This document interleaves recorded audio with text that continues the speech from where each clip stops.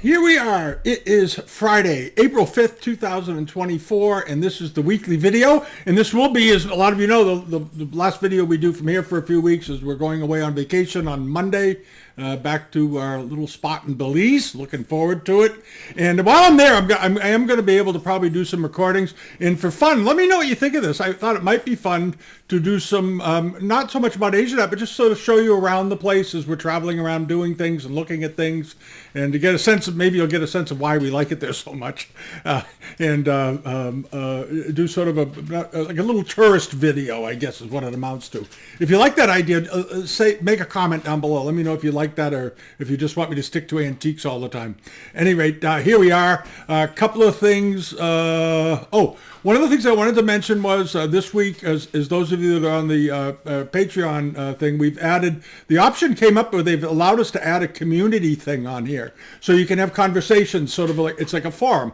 And we have a forum over on Bitamount, of course, which a lot of people do use. But this option is now available over on Patreon. And it might be fun for those of you that are paid subscribers to go in and you can comment on some of the posts that we put up there. As you know, we do a separate video for that channel each week. About this week, I did one on a painting that I collected many years ago, and the story behind how it came to be in our house, and that kind of thing. So it's another little option here. And as you can see, some things have been posted, sort of interesting conversations and so forth. So if you're a member, come over and take part, put up your favorite item, whatever it is, and have some fun. All right, now, what's going on out here today? Oh, yeah, the bunch of auctions have come up. One of the auctions I want to talk about is this one. Rob Michaels having a sale over in Bruges. He's got a bunch of things up here. I'm trying to think when the sale date's April 18th. It's like April 18th and 19th. It's a couple of days. Let's double check that real quick. April 18th and April 19th. There it is. 2-day sale. Nearly all Chinese stuff. There's a little European and Islamic art and Islamic ceramics in the second day, but the rest of it looks to be mostly Chinese and Japanese, of course. And there's some nice things in there. He's got some nice items. I'm just going to go through a few of the things that caught my eye as being interesting. One of them is this Straits Community pair of who-formed vases in yellow. These are nice ones. These are older ones, 19th century mirror pair. Now this is interesting. A mirror pair of these, instead of being match pairs, they're mirror pairs. So the birds are facing back at one another, not facing in the same direction. That's all a mirror pair really means, if you always wondered. And these are nicely done. I love the yellow ground on them. I like the enamels. These are very, very pretty. And they're about 13 inches tall. They're pretty good size, over a foot tall. So if you're a Straits buyer, you want to look into those. The estimate is $2,500 to $5,000, which is certainly in line with what these pieces bring these days. It's 32 centimeters tall, so it's 13 inches height. And they look to be in good shape. Get a condition report, of course, but they look like nice vases. The opening bid is $2,000, which I think is exactly about right, really. They could start it at $1,000, but they've got to be worth $1,000 a piece, right? So there you go. So if you like those, go after them. And then this struck me as just being a particularly fine example. It's a well-known general form for Kangxi incense burners, but this one has a lot of Buddhist symbolism on it and big characters and so forth. It's a very unusual piece. Very, very pretty. Snow white, really snow white porcelain. Beautiful, beautiful white. And very nice cobalt decoration, very good color variations. You can see the layering effect here behind the monk's head, and he's got his stack of books and everything. This is a good-looking burner. There's the interior of it. Looks quite clean. There's a little bit of discoloration probably from the kiln on that side, but that's about it. And the interior is fully glazed, which is nice. And there's the bottom of it, that snow white, very, very generous foot. Very well-rounded, beautifully finished down, but notice there's not a lot of iron in here at all. This is a highly refined clay that was used to make this. It's very, very clean. It's got a starting bid of $12,000, which may seem high for one of these because the more typical incense burners in this shape, go for $3,000 to $5,000. But this one is very gutsy, and it's good size. It's about 8 inches, 9 inches in diameter. But the artwork on it is so superior to most of the examples you see. I think that price is justified. It's estimated at 15,000 to 25,000 euros, which I don't think is unreasonable. It appears to be in very fine condition as well. But you do want to always get a stated condition report on every lot. All right, and then there's this very nice, attractive pair of Kangxi pots with lids and food lions. One of the lids looks like it's repaired, but it's a fairly rare type. And these pop up periodically. Christie's had a pair not long ago. Bonham's had a pair of them not long ago, and now there's a pair of them here. They're estimated at $10,000 to $20,000, $8,000 opening bid. And then over here they have things like there's a lot of export wear. If you're an export buyer, you want to definitely check this sale out. There's some very, very good Chinese export plates from actually starting with Shanxi wares and that sort of thing right through the end of the Qing dynasty and into the Republic period. So he did a very good job of covering all of the different periods. And then he's got this very nice pair of 18th century Mandarin jars with a lot of heavy. Notice the very, very strong relief work of flowers that's on this thing. It's very three-dimensional. They did these, of course, without the relief flowers. This one they did in relief, and the in relief examples are much rarer with this much of it anyway. That's for sure. Sometimes the leaves and so forth, they're just sort of flat against the surface. The estimate is just $800 to $1,200 or €800 to €1,200 for the pair. I think that's very reasonable. But again, check on condition. He doesn't provide one. Well, wait a minute. He provides a URL right here at the bottom. Hold on. If you want a condition report, a full list of condition reports for this sale is available from the following URL and so forth. So check that first before you get a hold of them for a condition report. It's right there. Easy. Cut and paste that into your browser, and I think I guess your query will be answered there or will be posted there. So do that. All right. And if it's not there, then contact them. How's that? Then there's this very nice heraldic armorial dish from the 19th century. Very pretty, very unusual, borderless decoration. Where they use the whole field, and these lovely ladies walking out into a courtyard from both sides. Beautifully done. 19th century. It's the arms of White and Bradley. Measures 6 inches in diameter. It's estimated at $1,200 to $1,800. It's probably a pretty rare one if they put that big of an estimate on it. There's certain types of armorial wares that just don't turn up very often, and that must be on that list, that short list of rarities. But do check out the Michael sale. There's a lot of stuff in there. There's a lot of porcelain, and there's some good Japanese pieces in there too. So give it a good look. Give it a good look. All right, now. Let's see, get over to here. This is in the Bronx sale, and I've had a slew of inquiries about it. Wondering if is it a transitional brush pot or not. I believe it is. It certainly looks it to me. I had 5 inquiries for this brush pot in the last 3 days. It's on the global member pages. It's on the Patreon pages, and this is it. And it looks legitimate to me. It has a Eleanor Gordon sticker on the bottom, which totally makes sense, and I don't think it was added by somebody being dishonest. All right, there it is. Eleanor Gordon handled this kind of stuff, and the $1,500 price on it seems probably reasonable, given when she would have sold it. It's a very, very nice brush pot, beautiful quality. The bottom of it looks fine. And there it is. All right. The estimate is very low. The estimate's only $1,200 to $1,800, and with a $600 starting bid. It's got 21 watchers, and the sale happens on the 25th of April.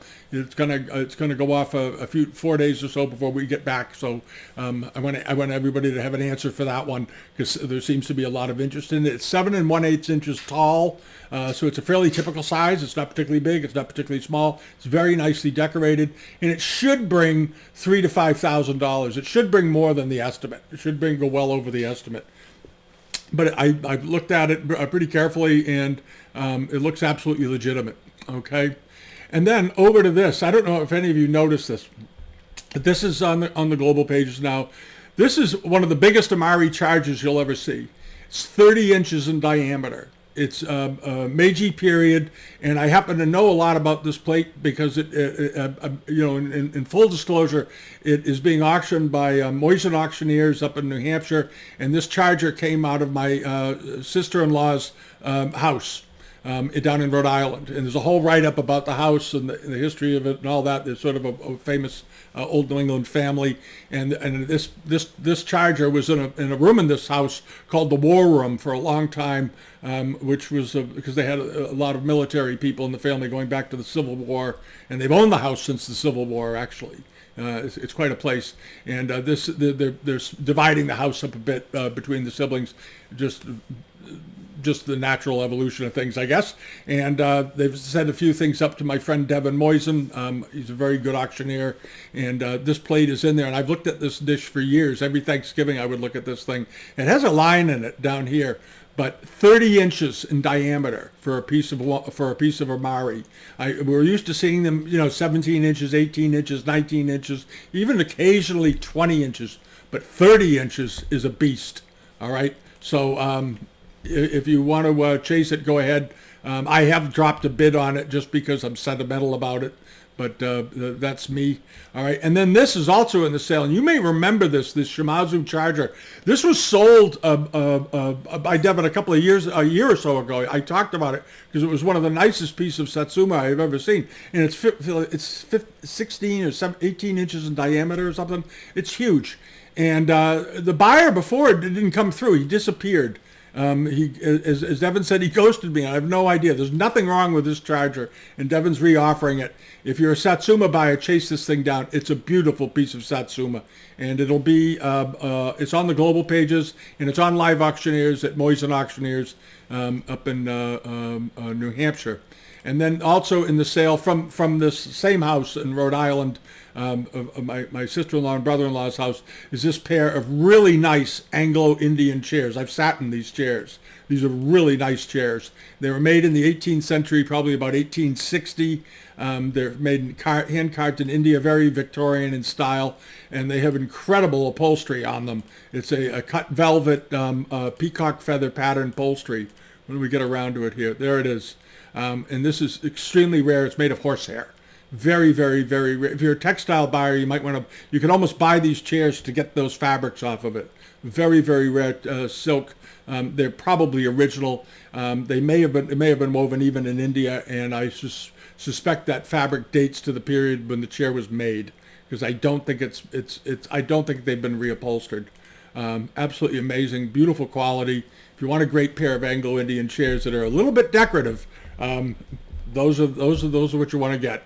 All right, and there's other stuff coming up in that sale too. It's a good looking group of auctions. Devin Moisen, check it out. And then over on eBay last week, they had some pretty good results. A number of things did quite well. You may remember the Kangxi jar with the lid and that beautiful base. It did fine, but I think it was on the. It didn't get quite as high as I thought it would. It's a very lovely jar, and somebody picked it up for $3,450.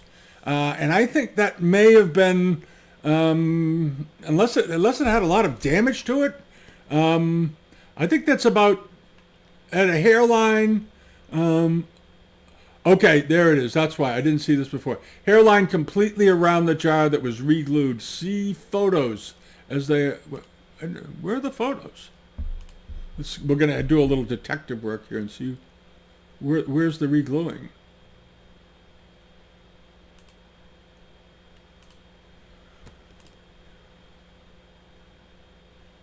That's not it. That looks like a V-shaped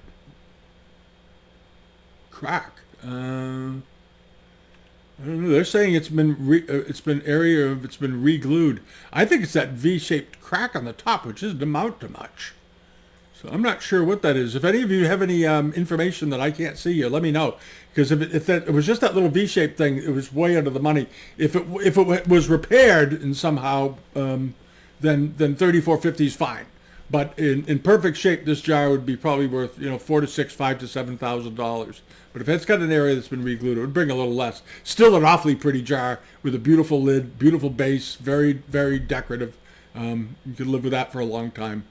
All right, and then over to this, the Yixing teapot. I like this pot a lot. I thought it was wonderful, and apparently a lot of people did. It ended up going for $886. The reticulation on it was particularly nice, and of course, because the outside is reticulated, there has to be a solid inside liner, obviously, otherwise it wouldn't hold much tea.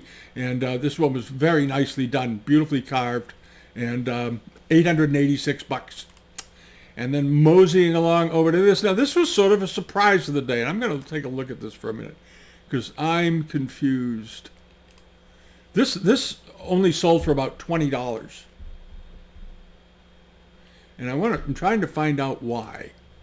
Okay, it had a repair to the inside. There it is. Okay, that's why it brought that. Sold for $22.87. Still though, if you always wanted one of these and you didn't want to drop into one for $400 or $500, $27 for something with a repair that you can't see seems like an awfully good deal. I guess is what I'm going to say to it. I didn't know they had the repair. I missed 2 repairs last week. I was not reading the condition reports as carefully as I should have. Shame on me. Any rate, it's still a nice pot, and it went for next to nothing. And this is why I always said, always get the condition reports. All right, and then this one sold for $41, and I looked at this, and I couldn't find anything wrong with it. I did look at the condition of this one. The cover had a small chip and a hairline, but that was it. And for some reason, this is an 18th century pot, and it only went for $41, only with 7 bids. There's nothing wrong with this. This is a nice little jar, and there's the top of it, and it's a late 18th century example, from what I can see. And somebody got a great buy, $41, and where was it being shipped from? Bonn, Germany. The shipping rate the shipping on it's a little high, but not terrible, $49. That's pretty reasonable, I guess, from Germany to here. So for under $100, you got a nice piece of porcelain. That's a good deal. And this did very, very well. This underglazed red decorated, it's almost puce. Decorated Yongchen marked snuff bottle. I don't think this bottle was Yongchen period. Did the seller state that he thought it was? Hand painted breaks the detail. No, he said it was 19th century. I'd be surprised if he was dishonest about it. He's a very good seller here in Massachusetts, Digger Studio. He sells a lot of good pottery, but it's very, very nicely done, and it does have the Yongchen mark. And even if it's funny thing about rain marks, even if they're not of the period shown on the bottom with the mark, people will sometimes still pay a bit of a premium just to get one with a mark on it. But this was a really nicely done example. Just drowning in, you can see the bubbles in the glaze. This is how thick the clear glaze was on this. Just drowning in a suffusion of bubbles. But it is a 19th century snuff bottle. But underglazed red, very fine, and the red fired perfectly. It's almost the color of puce, and went for $3,449. And then hopping along over to this, another snuff bottle, same seller, and a modeled jade snuff bottle, 19th century. Good looking little bottle. And I like the iron inclusions, how they were worked into it. And this did very well also. Sold for $3,599. Rare type of jade though to see. And it did very, very, very well. And then over to the textile.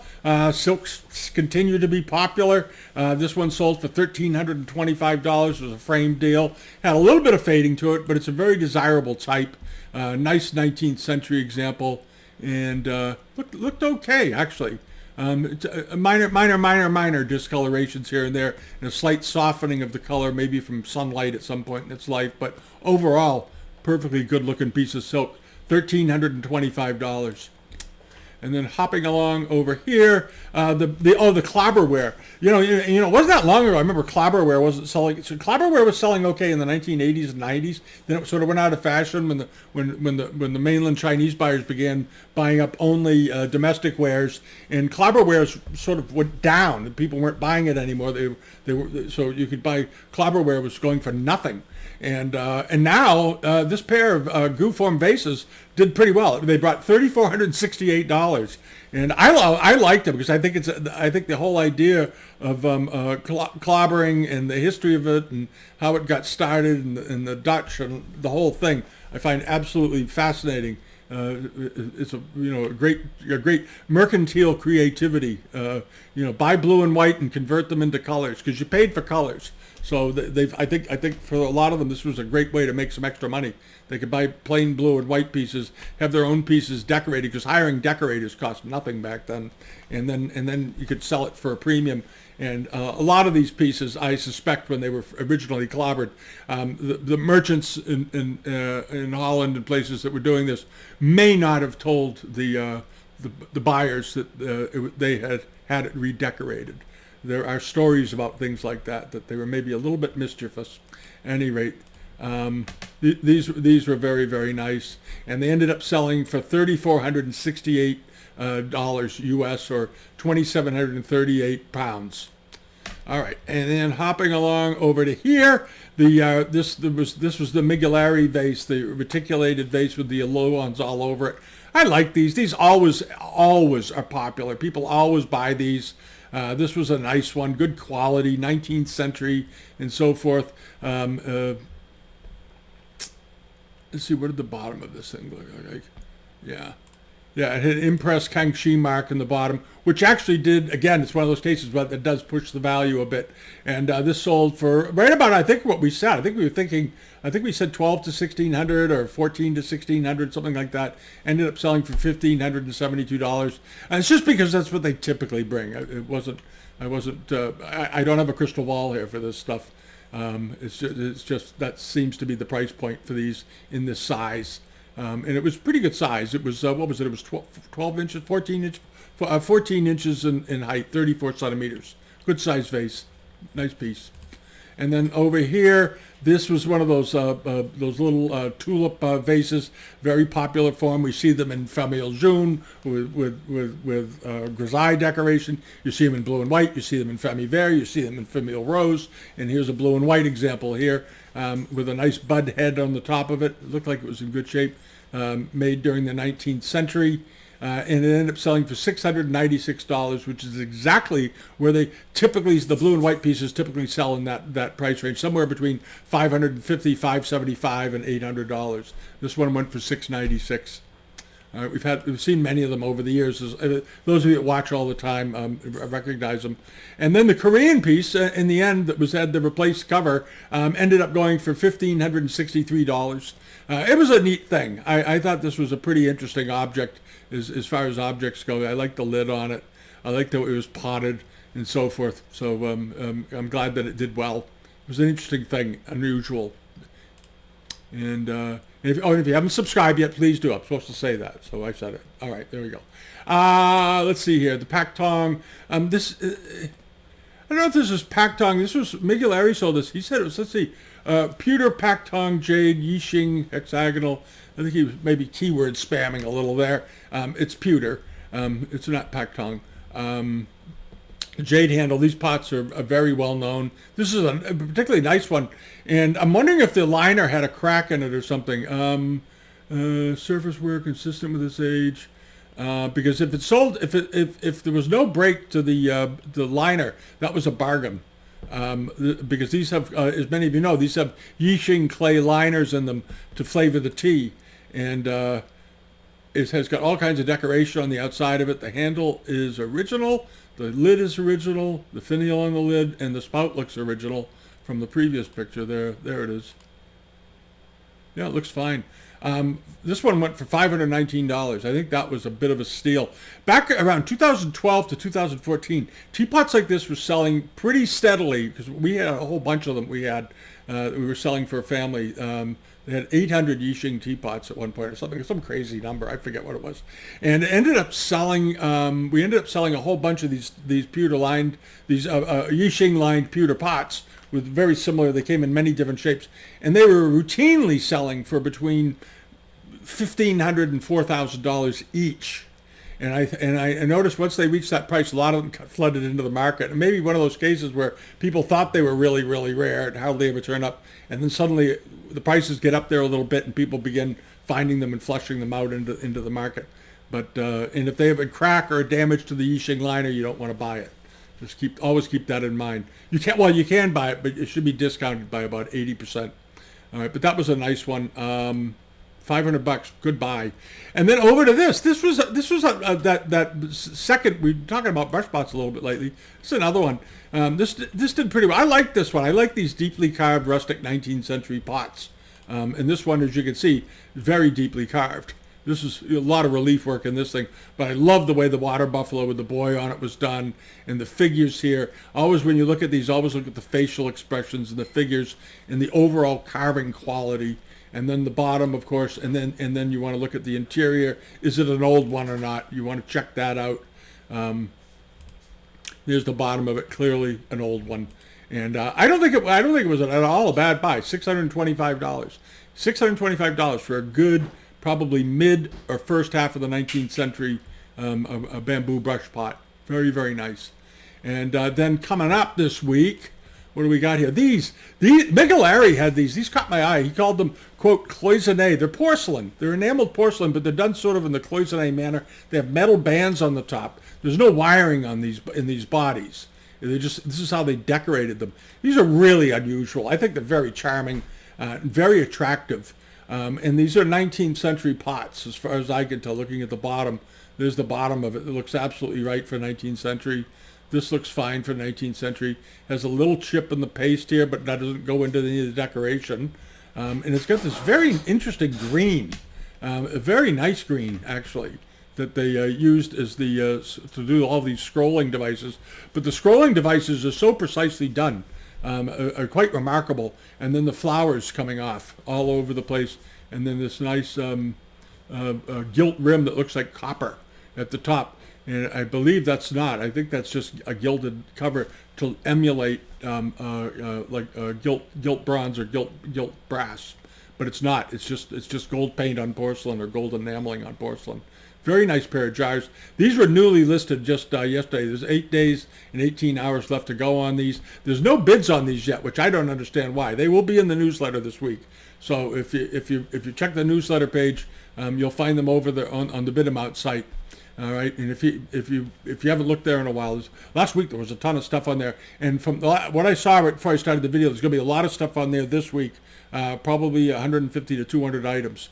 All right, and among them is this. There's a whole bunch of very nice auction catalogs. Earlier this week, we did the video on that book auction coming up over at Sunburst Auctions out in California, which looks awfully good. There's some auction catalogs in there and a lot of good reference material. And there's a seller on here, 2000 Grace is their seller name, has a bunch of auction catalogs from Christie's and Sotheby's, all Chinese works of art and Japanese works of art. So if you're looking to fill in your library with missing old catalogs from the 70s, 80s, early 90s, old ones, the ones you can't find anywhere, they're on here right now. And the starting price, I think, for all of them is 99 cents. So you can't go wrong. You can't go wrong with 99-cent options. All right, and then over to this. This is also 2000 Grace put this up. This is a very, very nice mug. And I don't understand her buy it now price. Let's take a look at this for a minute. Bought this original. She thinks it's a Samson copy. Why is she listed as Chinese? All right, all you Samson fans out there, she thinks it might be Samson. Where's the bottom of this thing?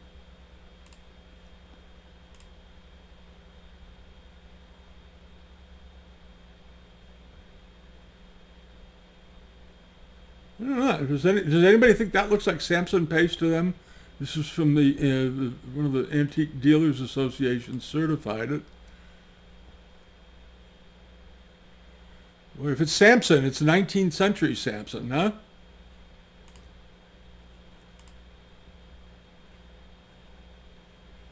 Just looking at this carefully.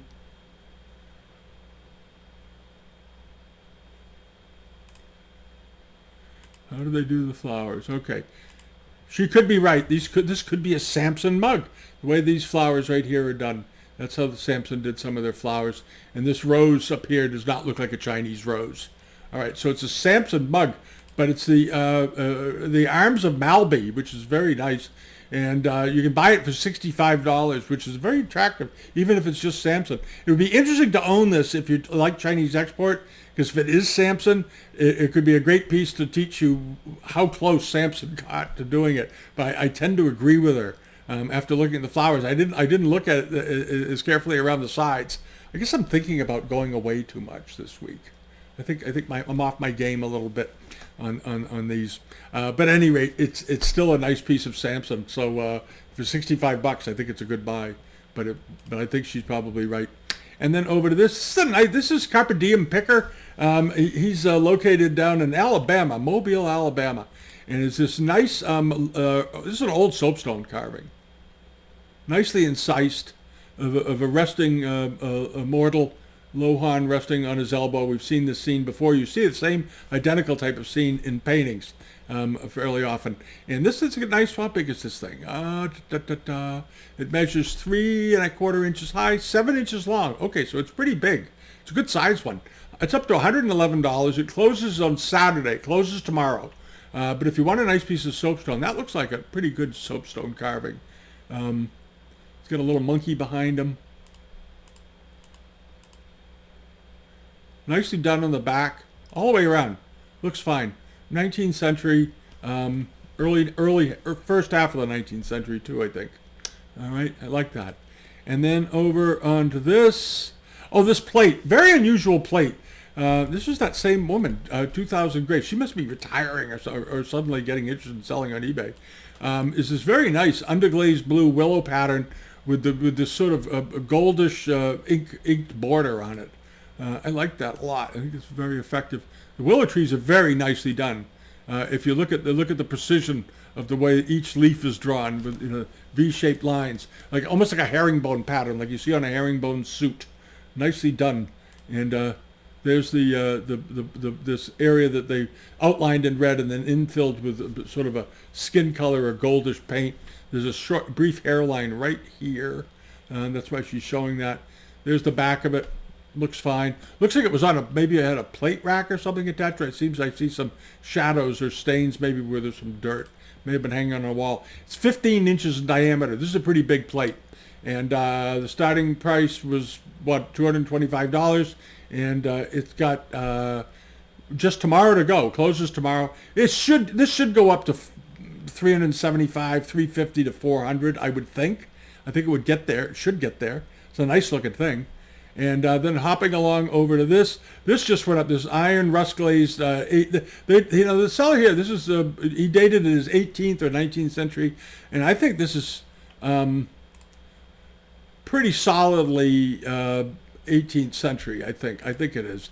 I saw the bottom of it. There it is. The way this is done, the way it's left wide open on the bottom. It looks very much like an iron glazed.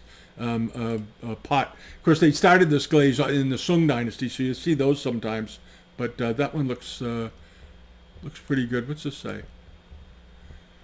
Inventory number doesn't mean anything. Nice looking incense burner. This shot will get up to $600 or $800, I suspect, by the time it's finished. It closes in a couple of days, Sunday at 2 p.m. in the afternoon. And then hopping along over to here is this nice Chinese export gilt decorated monogrammed export cup and saucer. Just an attractive ensemble. They look good together. They belong together. And if you collect this kind of thing, this one's up to a whopping $3.20. $4.05, $3.20 for in pounds. This should get to $1.25, $150. We'll see. It closes on Sunday. But if you like it, drop a bid on it for $100, $120. You may get it. You may get it for a lot less. You never know.